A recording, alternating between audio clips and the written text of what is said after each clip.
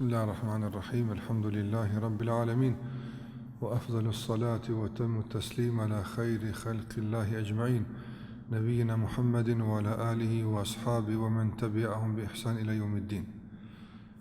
Allahun Jalla wa ala falenderojmë dhe vetëm për ti ndihmë dhe falë kërkojmë, nërsa lavdat dhe bekimet e Allahut qofshin mbi Muhammedin sallallahu alaihi wasallam, bi familjen e tij, shokët dhe të gjithë ata që i ndjekin këtë rrugë deri në ditën e fundit të kësaj bote. Të ndërozër Allahu Gjallahu Ala në Kur'an, sikur që kemi përmendur disa herë, ka përmendur nga tregime e ndryshme që kanë ndodhur më herët. Dhe padyshim gjithat që Allahu Gjallahu Ala ka përmendur në Kur'an është për neve rëndësishme, e veçanërisht ajo që ka të bëjë me sukseset e njerëzve të mirë. Nga se suksesi çdo kujt ka kaluar në për sprova të ndryshme, është ballavaquar me sfida të lloj-llojshme. Dhe është shumë interesante për neve që të shikojmë sa thua vallë këta njerëz që Zoti i ka përzgjedhur t'i prezanton në Kur'an si i adolën, si patën mundësi me t'i kalu gjitha ato sprova dhe sfida në fund të dalin të suksesshëm. Dhe kur Allah prezanton suksesin e tyre, padyshim se kjo bëhet në bazë një rregulle të caktuar. Askush rastësisht nuk ja ka dalë, askush rastësisht s'ka shpëtuar, por i është përmbajt rregullit caktuar dhe Allahu Gjallahu Ala i ka ndihmuar dhe i ka përkrah. Prandaj një nga këto rregullat që i prezanton Allahu në Kur'an që kanë të bëjnë me suksesin e një njeri shumë të rëndësishëm, dhe cili ka kaluar në për disa sprova me të vërtetë shumë të mëdha, është rasti i Jusufit alayhi salam, ku Allahu Gjallahu Ala ja kushton jetës së këtij njeriu një sure të tërë, që nuk ndodh kështu në Kur'an, një sure e tëra të flet veç për një rast, sikur që është sureja Jusuf. E ka marrë emrin e këtij pejgamberi dhe pikërisht vetëm për këtë pejgamber flitet në këtë sure. Edhe një rastin e Jusufit alayhi salam, i cili u sprovua edhe me zilin nga ana vëllezërët e tij dhe u sprovua me largim nga familja, u shet në treg si sklav, pasi që ishte i lirë dhe pasi që ishte, do të thotë, brenda familjes së tij, ishte i begatuar në mirësi të ndryshme, moment caktuar u sprovua dhe u hodh në post në bunar, ku pastaj, sikur që dini, një karavan tregtarësh e morën dhe e shitën. Pastaj vazhdoi jetën si një shërbëtor në një pallat dhe me kalimin e kohës pastaj çfarë ndodhi? Prapë u sprovua. Dhe kësaj radhe edhe më vështirë se herën e parë, u sprovua në moralin e nderin e tij, nga se u provokua dhe u josh nga gruaja e mbretit dhe atij që ishte pronar atij pallati. Dhe pasi që refuzoi që ta njollos nderin e tij dhe këmbgulin në ndershmërinë e tij, prapë u sprovua dhe u burgos dhe zgjati burgu i tij. Kështu që kalën për sprova të ndryshme. Krahas kësaj, gjithashtu edhe u sprovua edhe me një sjellje jo të mirë dhe jo të këndshme, mas gjithë atyre viteve të vëllezërit e tij me të prapë. Edhe dini se Jusufi alayhi salam e bëri atë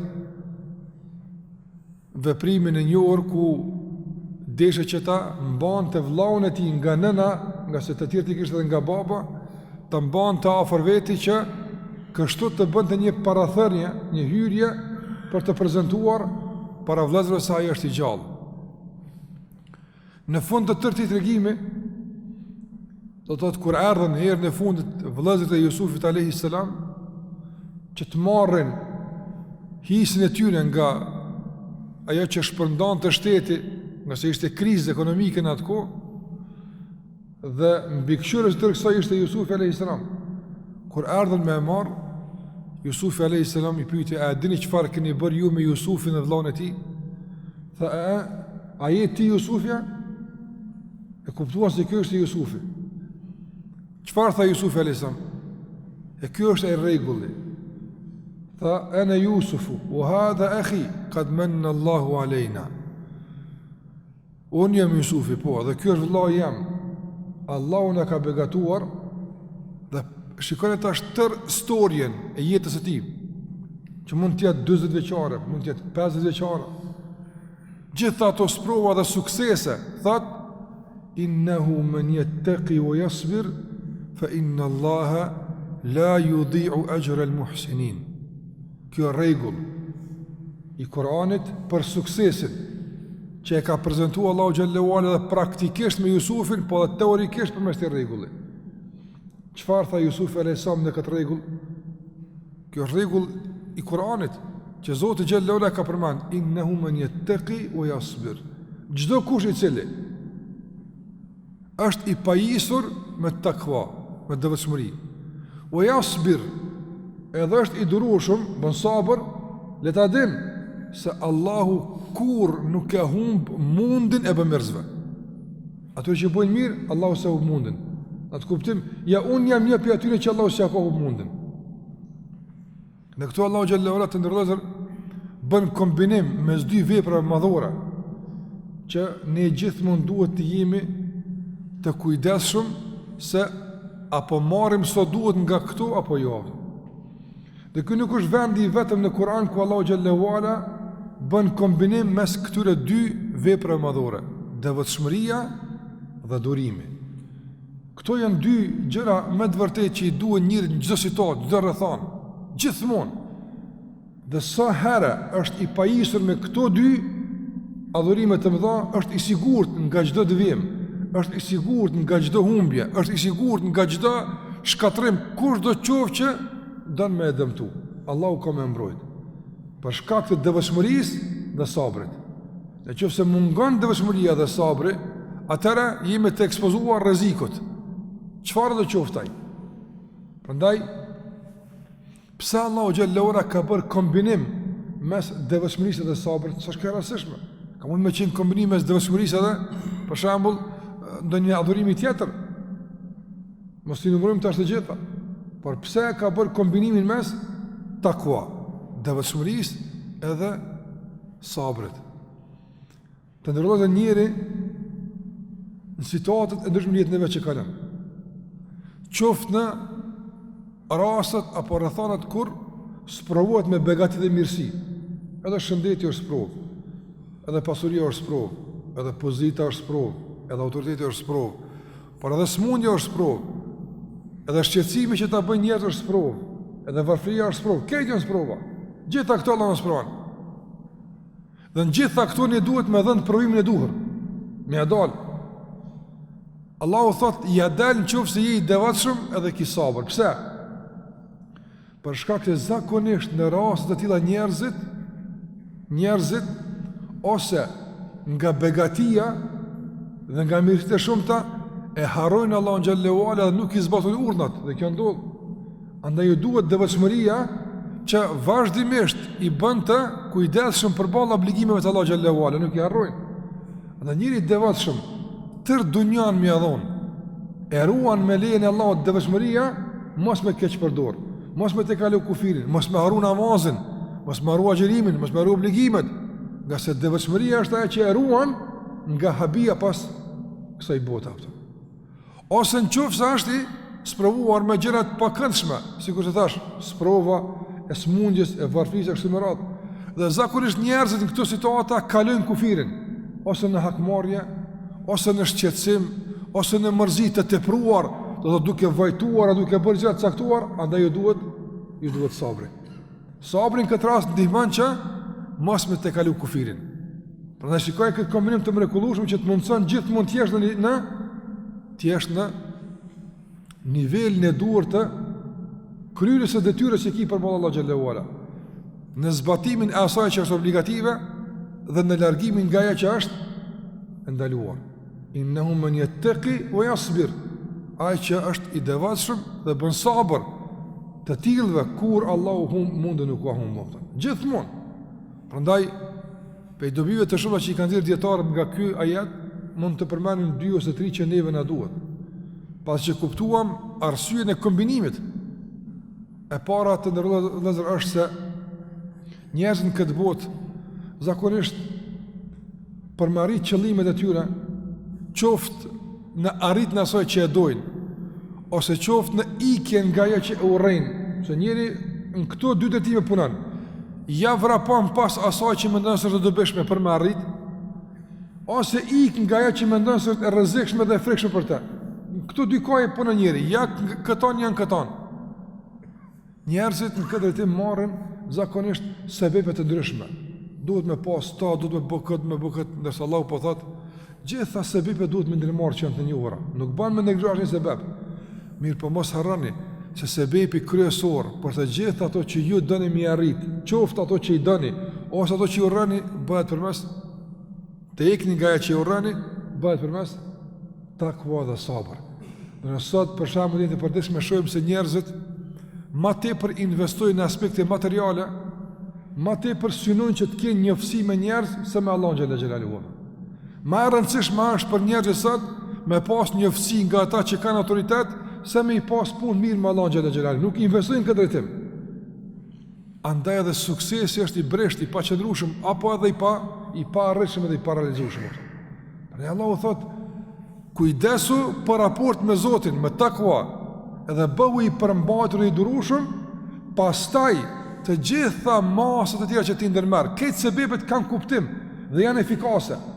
Ndërsa asnjë sebeb nuk është efikas, nuk është i qëndrueshëm, nuk mund të jetë i dobishëm, në qoftë se nuk udhhiqet nga takvaja dhe nga sabri. Gjithashtu Allahu xhallahu ala të ndërozë përmend në Kur'an kurtha, përmend në Kur'an komplote, përmend në Kur'an përpjekje të ndryshme të armiqve të ndryshëm që tentojnë me të bëu dëm. Ka zili qartë të ndryshëm, ka njerëz të ligë sa dush.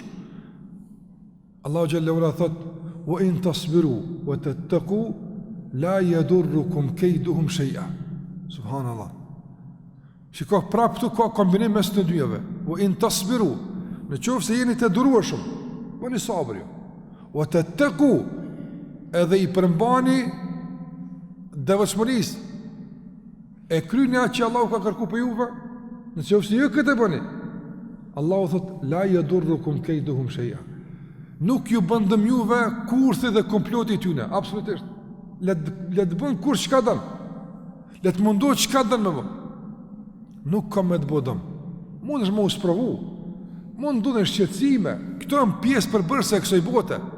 Mirë, po me arrit qëllimin final, çfarë dikush e don, e ti pa isur me takva dhe sabër, Allahu thotë pa mundshëm është. Dhe ja po ta prezantoj një pirab vetmi që i kom ndihmu, Jusufi alayhis salam. Jusufi alayhis salam të ndrozur ku Allah ka përmend këtë ajet. Është më të vërtet shembull i gjallë dhe i pa anashkalueshëm për të gjitha sprovat që njëri sprovatin në kësaj bote. Paramendoj për shembull me gjujt bunar, apo po kush ka paramendu se ky i bunarit nesër do të jetë udhëheci në vend apo? Mirë, po me devotshmëri dhe me sabër, ka bo sabër. Pastaj gjithashtu që kanë sprovën e moralit, kjo ka qenë më e vështirë se e bunarit.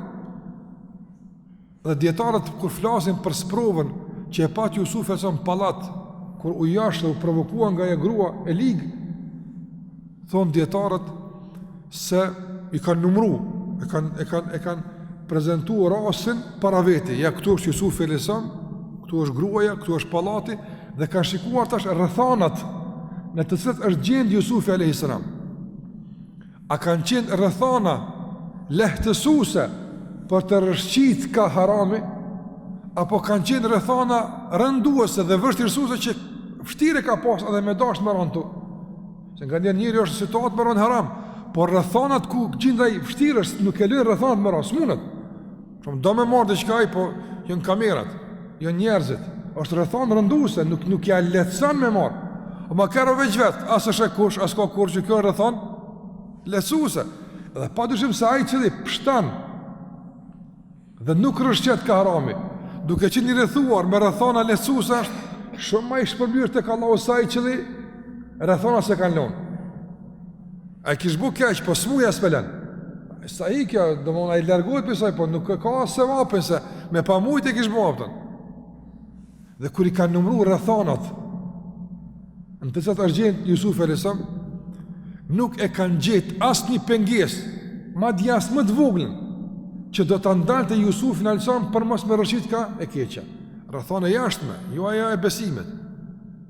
Ndërsa kur kanë numru djetarët rëthanët lehtësuse, që e kanë lehtësus ka ishmërisht, rëshqitin ka harami, kanë arrit me numru dherë në 13 rëthana, se cila e mjaftushme për ta tërhik ka harami. Një me qenë është bëllë, jo 13 rëthana.